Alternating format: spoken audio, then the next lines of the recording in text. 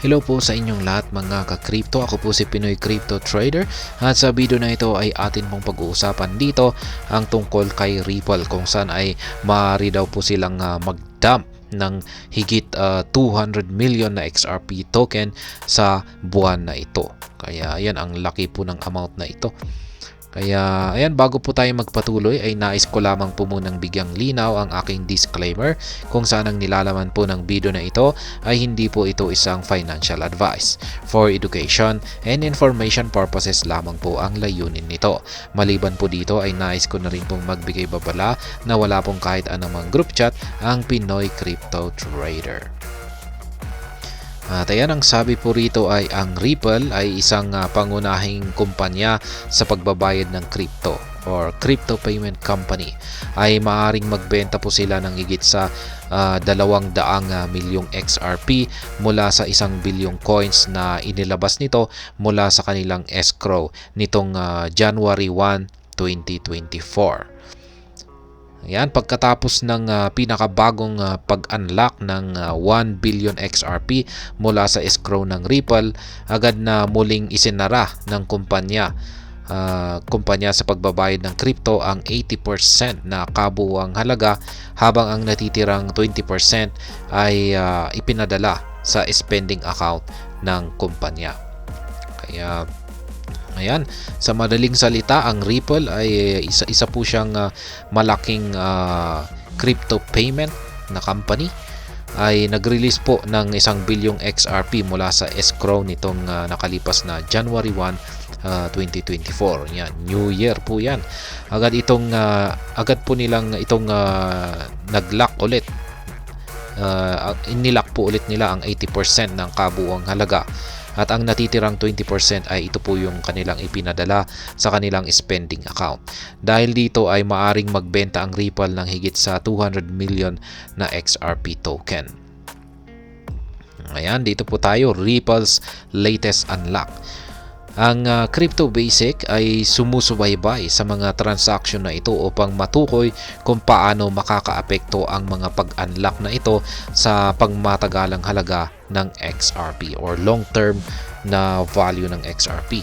Sa karaniwang pagsasanay, binuksan ng Ripple ang 1 bilyong XRP sa 3 tranches noong January 1. Habang tumanggap ang Ripple 22, ayan, ng kabuuang 500 milyong XRP, tumanggap naman ang Ripple 23 ng kabuuang 500 milyong XRP sa dalawang transactions. Kagad matapos ang transaction ay nagpadala ang Ripple 22 ng 200 milyong XRP sa spending account ng kumpanya na tinatawag na Ripple One, habang ang natitirang 300 milyong XRP coins ay ipinadala sa ibang address na pag-aari ng kumpanya, at ito po ang Ripple 11. Katulad nito, naglipat din ang Ripple 23 ng 500 milyong XRP sa Ripple 10. Kapansin-pansin ay ginamit ang Ripple 11 upang ilak ang 300 milyong XRP sa isang escrow account na nakaprogram na ilabas noong May 1, 2027. At karagdagan ay kinandado rin ng Ripple 10 ang 500 milyong XRP sa escrow hanggang June 1, 2027. Kaya yan, sa oras na inilabas po yung balitang ito, ang hawak ng Ripple at Ripple 22 at Ripple 23 ay ang pinagsamang 1 bilyong XRP token. Parehong hahawakan ng mga account ang mga coins hanggang sa maglabas ang Ripple ng isa pang 1 bilyong XRP token mula sa escrow. Kaya ayan, matapos ang pinakabagong relocking exercise ng Ripple, hawak na ngayon ng kumpanya ang 45.9 na bilyong XRP sa escrow na nagkakahalaga po ng $26.1 billion. Ayan, sa madaling salita, ang Ripple ay nag-unlock ng 1 billion XRP agad itong nag-relack ng mga coins. Ang Ripple 22 at Ripple 23 ay ang tumanggap ng kabuuang 1 bilyong XRP at naglipat ng ilang mga coins sa iba't ibang mga account. Ang ilang mga coins ay nilock sa escrow na nakatakda na ilabas sa mga susunod na taon. Sa kasalukuyan, hawak ng Ripple ang 45.9 na bilyong XRP sa escrow at ito po ay nagkakalaga ng $26.1 billion. Ngayon, dito po tayo. Ripple could dump over 200 million XRP by January. Yan po yung ating title rito. Kaya pagkatapos na i-relock ng Ripple ang 80% ng 1 bilyong XRP na na-unlock noong January 1, ay nagpadala ito ng 200 milyong XRP sa Ripple 1. Sa oras ng nailabas ang balita na ito, ay may hawak na kabuuang 226 milyong XRP ang Ripple 1, nakatumbas po ng $131.08 million. Ayan, mahalagang banggitin na ang mga funds sa account na ito ay ipapadala muna sa iba pang mga account bago tuluyang ibenta sa market. Para sa konteksto, tumanggap din ang Ripple 1 ng 200 milyong XRP mula sa Ripple 22 noong nakaraang buwan matapos ang karaniwang buwanang program, yan, or monthly program ng XRP Unlock.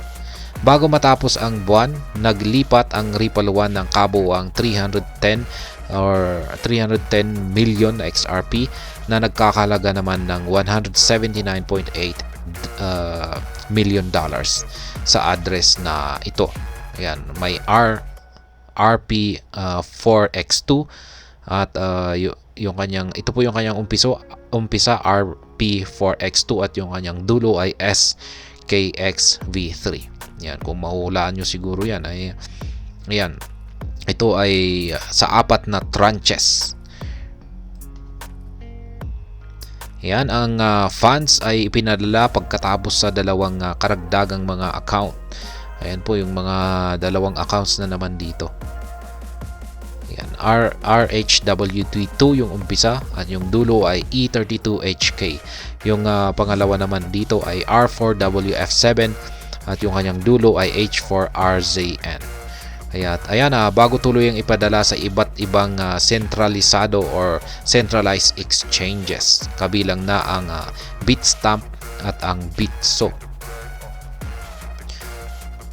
At ayan, tandaan na ang kasalukuyang hawak na 226 million XRP token ng Ripple 1 ay maaaring ibenta sa parehong pattern tulad ng nakita sa mga nakaraang buwan. Sa oras na nailabas ang balita po na ito, ay wala pang anumang transaction ang Ripple 1 mula nang matanggap nito ang 200 milyong XRP. Gayunpaman, ilang araw o linggo lamang ang hihintayin bago ibenta ang 226 million na XRP sa centralized na mga exchanges. Sa madaling salita, ang Ripple ay nag-relack ng 80% ng 1 bilyong XRP at nagpadala ng 200 milyong XRP sa Ripple 1. Sa kasalukuyan, may hawak itong 226 milyong XRP na nagkakalaga ng $131.08 million. Ang mga pondo o funds sa account na ito ay ililipat muna sa iba't ibang mga account bago tuluyang ibenta sa market.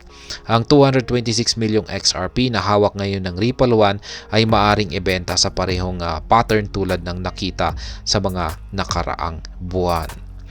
At ayan, hanggang dito na lamang po tayo sa video na ito. Sana po ay inyong nagustuhan ang aking paliwanag dito. Kung inyo po itong nagustuhan ay pakiclick lamang po ang like button nito. Para naman po sa mga bago lamang dito, kayo po ay aking inaanyayahan para mag-subscribe. Pakiclick na rin po ang bell icon nito dahil ito po ang siyang magsisilbing notification nito sa mga bago kong videos na akin pong ina-upload sa aking YouTube channel na ito. Marami pong salamat sa panonood. Ingat po tayo lagi at God bless po sa ating lahat.